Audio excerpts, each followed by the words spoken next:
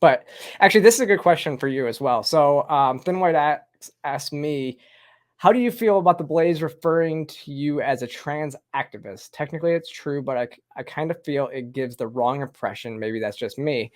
For me, I've kind of accepted the label as trans activist because yes, it's technically true, and so I'm okay with it. I actually use it for myself now because I am an activist. I used to think that the term activist would give the wrong connotations. It's always kind of placed in a negative light. But no, I'm an activist against children transitioning, so I'm okay with it. What about you? How do you I feel don't about that? like it. I don't like it in the American debate. I don't like it, but I mean, no, I don't like it no matter what because well, back home here, I call myself the president of the Danish Rainbow Council, but we are working with politicians. We're actually now we work together with a political party to pass a bill that bans medical transitions for kids, and don't expect anything. We're really, No. yeah, no, it's not going to happen. But it's an honor that it's that all the politicians are about to vote, and all the parties gathering. But I don't like the term activist, and I also talked to some people about back home about protesting, and then I talked to my friends about it, and then I said I don't like the feeling of standing outside with signs and protesting. I want to Mm-mm. work with the politicians, not against them. Yep. But I know you agree. Like we would rather Yeah. work with the people to get things done, and we want the change, but we don't want to be angry and what we associate with an activist. Yeah, I mean, you're absolutely right. Because I'm not a person that likes to actually go to like protests and stuff like that either. I think me and you both are very just calm, rational people and like to have rational conversations with people. And so I'm not one of these people that wants to go out there and scream and yell and stand on the side. I want, like you said, I want to go actually have conversations. I did the exact same thing when it came to the bill we just passed in Georgia. I take a lot of credit for getting that one passed because I mean, I was basically a lobbyist. People, that's where it's got a bad connotation to it too, but it's true. I mean, I'm a lobbyist for a lot of these bills here as well. But I prefer the word advocate. Hmm. I advocate for children's safety. And I'm an activist against the transitioning of minors, I guess, and actually, I have a few bills in Louisiana that we're working on right now too, hoping to get those passed as well. So, but yeah, you're right. I would rather go have sit down conversations with politicians, and it's great. But at the end of the day, we're all kind of activist out Yeah. here. It's just a term that has negative connotations to it, I think. Yeah, and I call myself a trans educator and that's why I'm so devastated about being banned on YouTube because, I'm grateful that I have other options such as Rumble, there are locals, BitChute, Yeah. but with YouTube, I was an educator. I talked to the Yeah. mainstream. I talked to people who don't know anything about all this. But if I go on Rumble Yeah. and other websites, I'm talking to people who already agree with me. And Yep. I gotta get used to that because that was not my intentions when I started.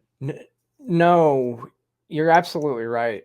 I think that's where a lot of people mistake what we're doing for activism too. You're absolutely right. We are resource. We are a resource, and we are a body of knowledge that's fighting this fight.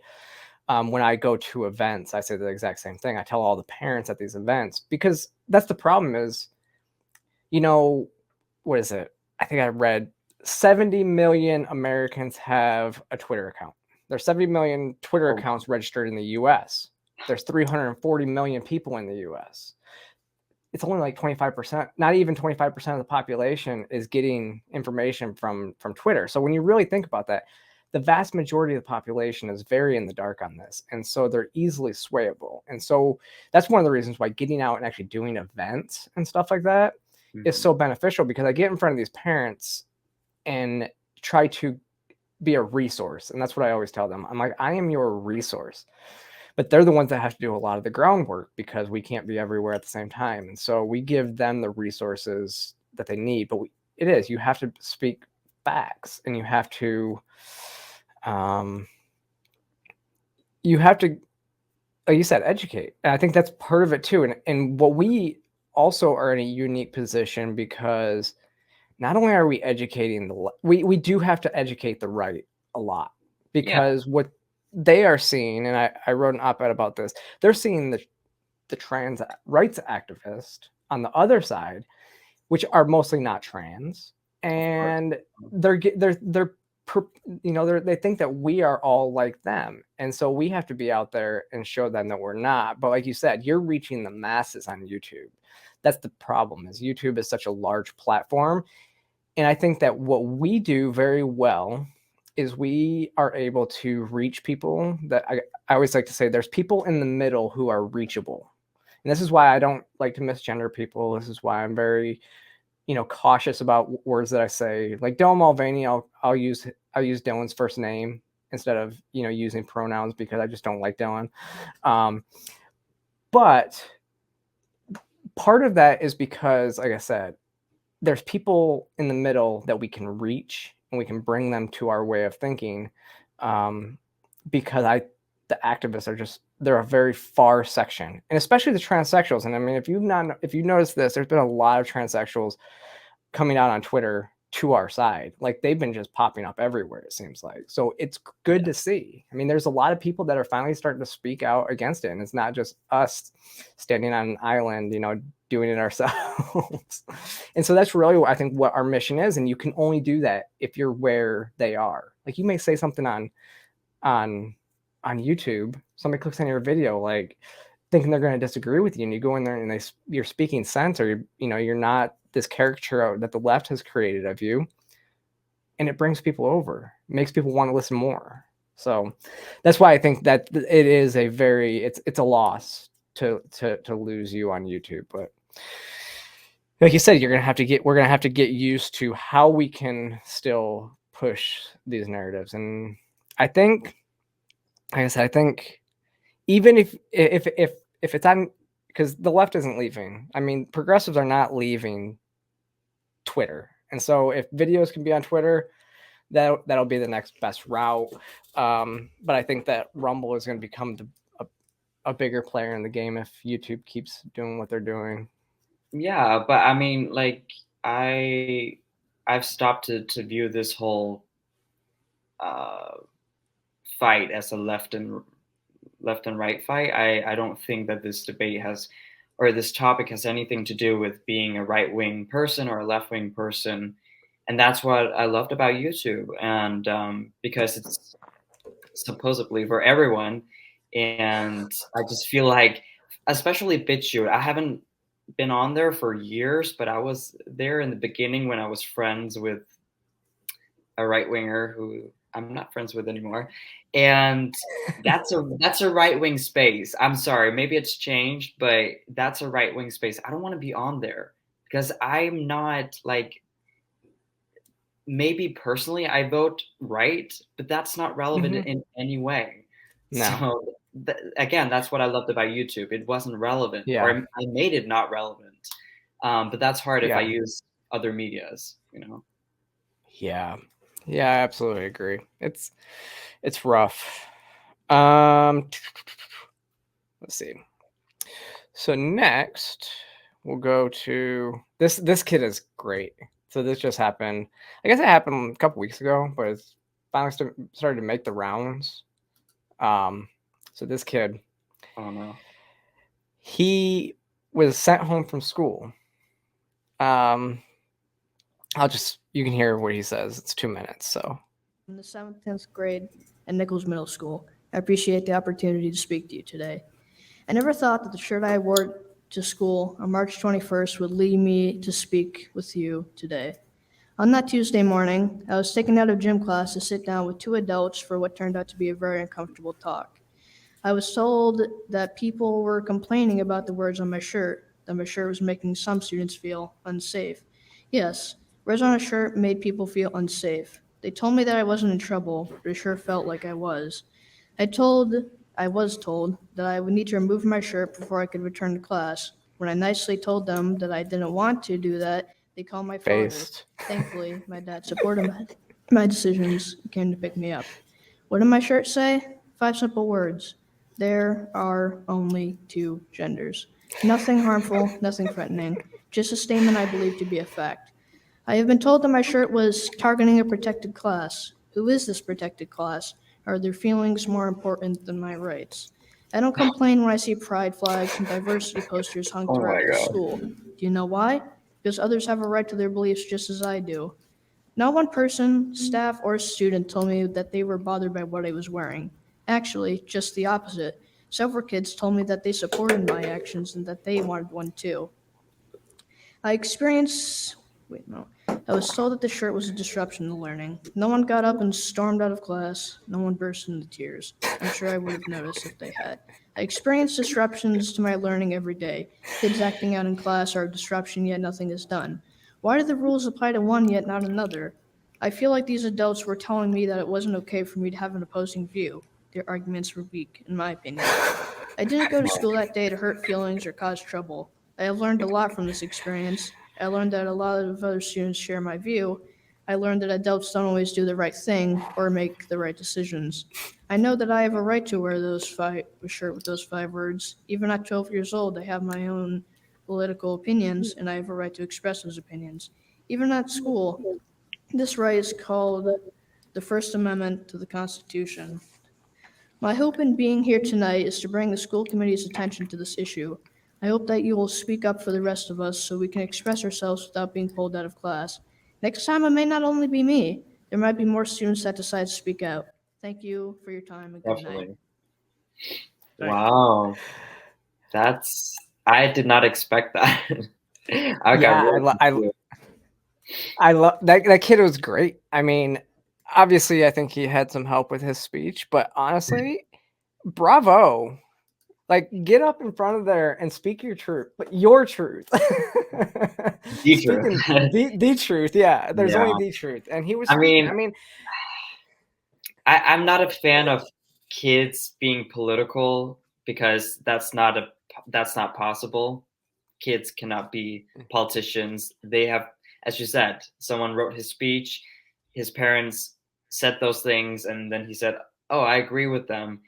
But like that's so brave. That's so brave, and it's so relevant. And I know yeah, the vice president of my organization, he's a school teacher, and he's like, the kids are like that. The kids, they follow Andrew Tate now, and they don't want all this progressive bull. You yeah. know, they're so tired of it all. So I don't like kids being used in politics, but at the same time, I feel like he's sincere. You know. Yeah, I mean, I agree. I fully agree with that statement. It was I mean, it was. I think this was the best part is who is this protected class and are their feelings more important than my rights? Yeah. It was great. I mean, yeah, I wrote that up yesterday. See, I just shill everything I'm doing. See, Why not? it's my YouTube channel. I can do it. Someone said if you're gonna get banned because you have me on. No, it shouldn't. I mean, if you think about it, I mean, when they had a lot of shows, like even Timcast and stuff like that, they'll have like Alex Jones and they'll have Nick Fuentes and stuff like that. Other Yeah. people that are banned for much worse than what you've done, they'll have yeah, they'll have them on and they won't, ban them for saying what they said. So Yeah. it's insane. Well, shoot, we are up on the hour, so that was good. Let's see. This one. This is a good question. I want to put this up here. So Wargamer asks, is the culture war right afraid of platforming trans success stories since it would cast doubt in their narrative? I don't think so.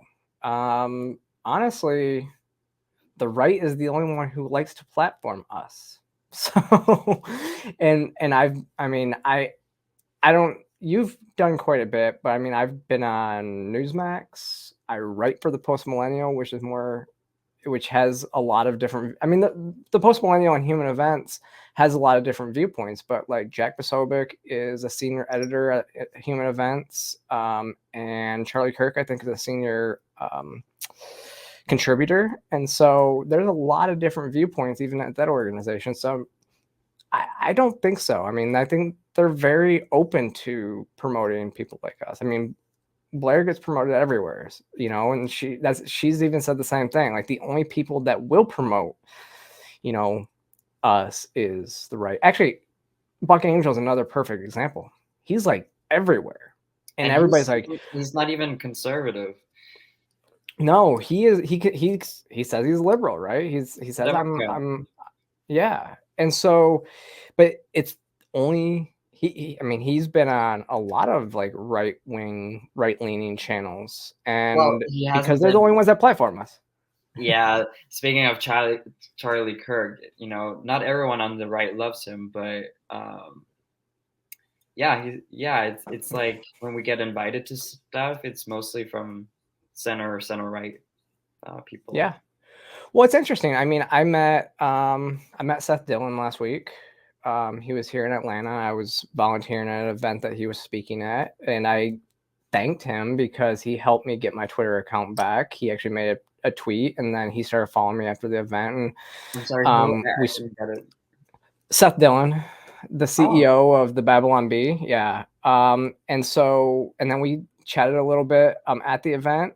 He seemed to know who I was, and then afterwards I commented, and so he knew now he knows who I was, at least. And then he sent me a message and just to thank me for, you know, good conversation. So it's, I mean, opening those doors with people on the right.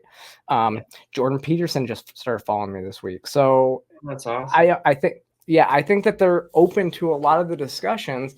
But I think where we get into, and actually it's right-wing organizations are the ones that generally bring me around the country to speak with detransitioners and stuff like that, because I guess they're nonpartisan organizations usually. But yeah, I mean, that's the thing, is they platform us quite a bit. And they're the only ones that do. So, and I mean, we'll see what happens, but we just got to show up no matter. Well, that is what it is. We have to be willing to have the conversations with people that we disagree with. And I think that's the key to kind of gaining acceptance, and I think we've done a pretty good job, or we're starting to finally do a good job of showing that, again, these activists don't represent us. Like, we have to call out, you know, the stuff when we see it. Like, I mean, a lot of the radical feminists don't like me, and like, I did a video about Kelly J. Keene and stuff like that, and you know what? She probably doesn't like me very much, and I don't care, but she has a right to speak. What she's gone through is not okay, and we need to call that out. And thankfully, and actually, that op-ed I wrote for Human Events a couple weeks ago, I'm glad Libby reached out to me, because when I said it on Twitter, she agreed. She said it was like the BLM protest that was all white people, you know, in New York. Because that's what we're seeing. And so we need to get out. We need to speak out. We need to be heard. And so